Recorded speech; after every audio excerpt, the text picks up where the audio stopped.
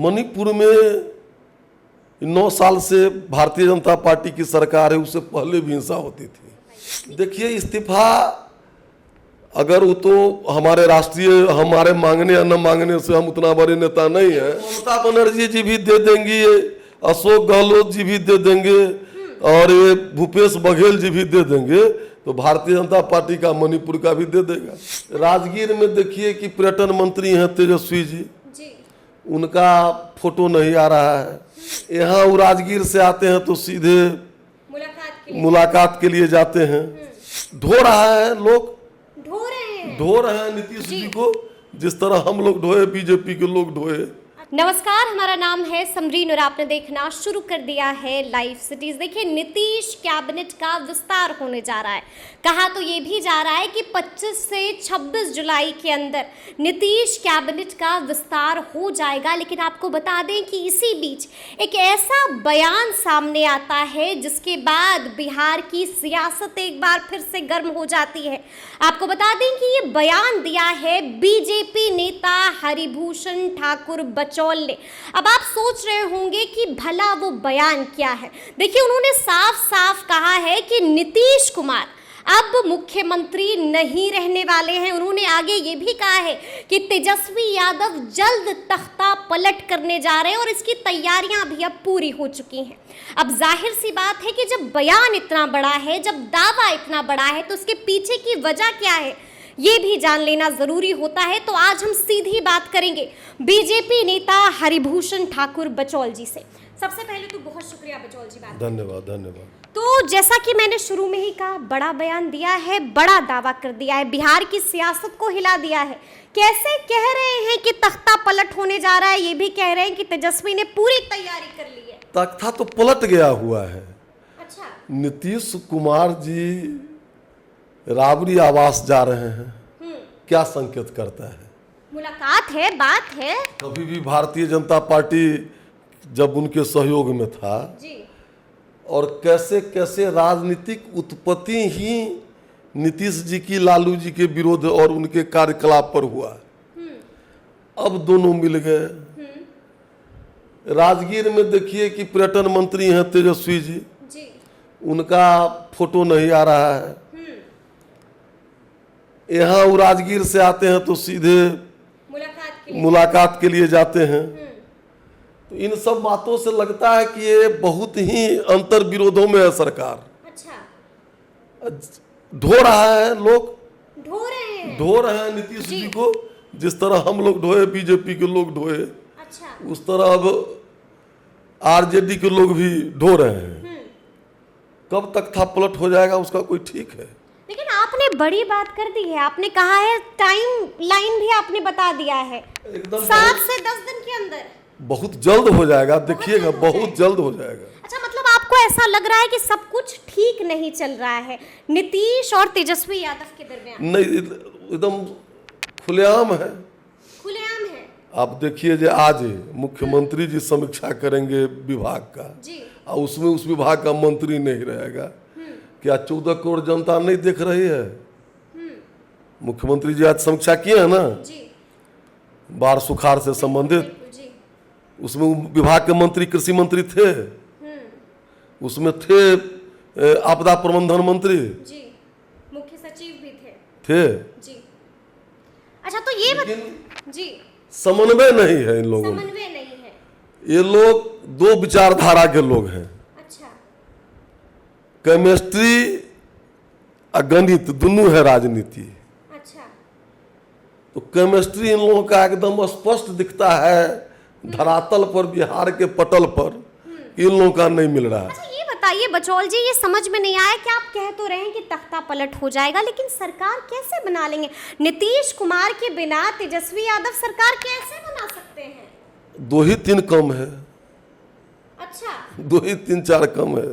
अच्छा, अगर आप जोड़ दीजिए पूरा को, वामपंथी को, कांग्रेस को और तेजस्वी जी की पार्टी को, तो कितना कम है? उनका अध्यक्ष है, उनका अध्यक्ष भी है, विधानसभा अध्यक्ष का इसमें बड़ा रोल होता है। अच्छा, वो कभी पलट जाएगा सत्ता या नहीं पलटेगा तो ये बोझ है बिहार के 14 करोड़ जनता का कोई आशा आकांक्षा, एक होता है ना उमंग तरंग लीडर में, तो ना नीतीश जी में कोई विजन और उमंग तरंग है, अच्छा, और तेजस्वी जी में तो है ही नहीं। तो कहीं ऐसा तो नहीं है कि आप लोग की ये नाराजगी है, जैसे कहते हैं ना खिसियानी बिल्ली खंबा नोचे, तो वो वाली बात तो नहीं? भारतीय जनता पार्टी खिसियानी बिल्ली खम्मा नोचे, हम विचारधारा की पार्टी हैं। अच्छा, हम जब दो थे तभी समान नागरिक संहिता की बात करते थे, राम जन्मभूमि की बात करते थे, 370 की बात करते थे।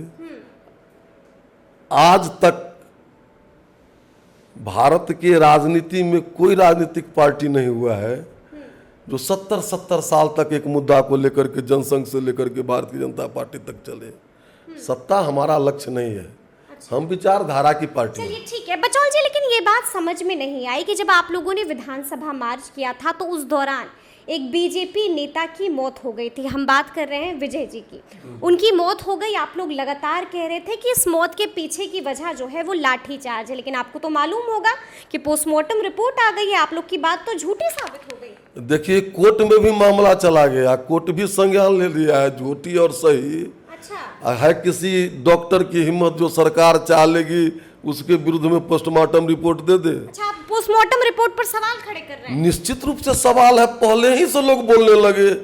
लाश का जब जो शहीद हुए विजय सिंह हमारे पार्टी के कार्यकर्ता, उनका पार्थिव शरीर हॉस्पिटल में ही पड़ा हुआ था, कोई जांच भी नहीं हुआ था, तभी से लोग बोल रहे हैं। किस तरह से लाठी चार्ज हुआ, अब हम तो लोग तो आंदोलन में जा रहे हैं, किस तरह से हमारे विपक्ष की आवाज को और कार्यकर्ता को पीटा गया, हमारे नेता को पीटा गया, हमारे सांसद विधायक चोट खाए। कोर्ट ले लिया है संज्ञान, कोर्ट ले लिया है। इसमें दूध में दूध, जो कुछ सत्ता संरक्षक लोग होते हैं ना, उनको इस बार पता चल जाएगा। अच्छा, आप कह रहे हैं कानून कि सबके लिए बराबर है जी, भारत में कानून सबके लिए बराबर है और ये पता चल जाएगा। चलिए ठीक है, एक आखिरी सवाल ये हम आपसे लेंगे बचौल जी कि मणिपुर में जो घटना हुई, दिल को दुखा देने वाली घटना है। देखिए यहाँ पर भी जब आप लोग विधानसभा मार्च कर रहे थे, आप लोग लगातार नारे लगा रहे थे कि इस्तीफा देना पड़ेगा, इस्तीफा दो, तो क्या वहां के भी सीएम से इस्तीफा के लिए उतरेंगे सड़कों पर? देखिए सीएम से इस्तीफा, सबसे बड़ी बात है कि जड़ में जाना पड़ेगा। मणिपुर में 9 साल से भारतीय जनता पार्टी की सरकार है, उससे पहले भी हिंसा होती थी। इस बार जो घटना हुई, और उसके पीछे इस देश में ईसाई मिशनरियों के धर्मांतरण का खेल का वहाँ, और हफीम की खेती, बहुत सारी बातें हैं मणिपुर में। लेकिन दुख तब होता है कि लोग, कोई पश्चिम बंगाल कलकत्ता नहीं बोलता है। नहीं वो तो अलग बात है, नहीं, फिर अलग बात, फिर वो अलग बात है, फिर अलग बात मणिपुर में है, जो राजस्थान में हुआ अलग बात है, सब देखिए। हाँ। इस देश के भावना को ही प्रगटीकरण नहीं किया गया। लेकिन जो महिलाओं के क्षेत्रीयता, साथ जातिवाद, सब। उसके बाद इस्तीफा मांगेंगे या नहीं मांगेंगे, ये बताइए। देखिए इस्तीफा अगर वो तो हमारे राष्ट्रीय, हमारे मांगने या न मांगने से हम उतना बड़े नेता नहीं है। लेकिन जैसा कि आप लोग सड़कों पर उतर जाते हैं, धरना देते हैं, चीख चीख कर कहते हैं कि इस्तीफा तो देना पड़ेगा, तो क्या अब भी आप लोग सड़कों पर उतरेंगे? ममता बनर्जी जी भी दे देंगी, अशोक गहलोत जी भी दे देंगे, और ये भूपेश बघेल जी भी दे देंगे, तो भारतीय जनता पार्टी का मणिपुर का भी दे देगा। मतलब आप ये कह रहे हैं कि मणिपुर की जो घटना है, क्योंकि ये दुख होता है, दुख होता है, बड़ी बात है, तो आप लोग को तो सड़कों पर उतर जाना चाहिए। काहे सड़कों पर उतर जाना चाहिए? आप लोगों को तो बोलना चाहिए कि ये कोई बात हुआ, ये कोई बात हुआ, इस्तीफा दे देना चाहिए। इस्तीफा वो दे दिए थे, जनता आ गई सड़कों पर, एक तीसरी समस्या हो जाती है, आपको नहीं पता है। अच्छा, आप ये कह रहे हैं कि बीरेन जी इस्तीफा दे देते तो जनता सड़कों पर आ जाती? दे दिया था। अच्छा। आपको नहीं पता है, बीरेन जी इस्तीफा दे दिए थे। अच्छा, दे दिए थे, आप जानिए, आपको जानकारी होना चाहिए, अगर नहीं है तो दुखद है। नहीं, आप बताइए। नहीं समझे आप लोगों में जो जी, आपको नहीं पता है जो बीरेन जी इस्तीफा दिए थे? नहीं वही हम आपसे जान नहीं, रहे हैं। आपसे नहीं, मैं आपसे पूछना चाहता हूँ कि आपको जानकारी है कि नहीं है? नहीं, हम तो यही बात आपसे सवाल कर रहे हैं। जी वो इस्तीफा दे दिए थे। अच्छा। लेकिन जनता आ गई, काफी वहाँ कुछ और स्थिति वहाँ है, बरसों का दर्द है। और ईसाई मिशनरी जब ये कोई धर्मांतरण करता है तो राष्ट्रांतरण हो जाता है, उसके भारत को मिट्टी से उसको प्यार नहीं रहता है।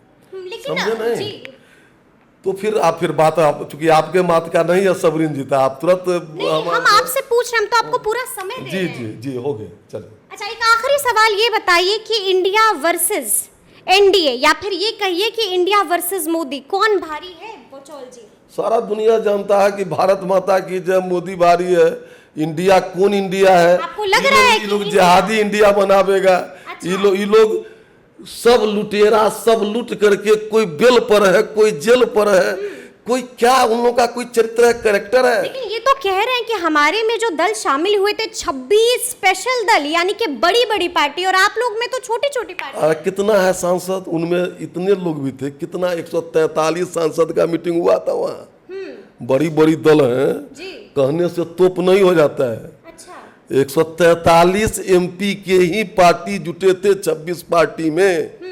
जी तो मतलब आप कह रहे हैं, सीधा कह रहे हैं कि एनडीए भारी पड़ जाएगा? भारी पड़ेगा, 400 से ऊपर सीट होगा। चलिए, आज तक भारत की राजनीति में, नोट कर लीजिएगा, इसको रखिएगा आप, बिल्कुल भारत की राजनीति में जितनी बड़ी चुनावी हवा नरेंद्र मोदी जी के पक्ष में इस बार सुनामी बहने वाली है, आज तक नहीं हुआ होगा। तो चलिए, ये थे हरिभूषण ठाकुर बचौल, और बड़े बड़े दावे किए हैं। देखिए, यहाँ पर भी उन्होंने बड़ी भविष्यवाणी कर दी है कि क्या कुछ होने जा रहा है लोकसभा चुनाव 2024 में। तो अब देखना होगा कि इनकी भविष्यवाणी कितना रंग लाती है और कितनी सही साबित होती है।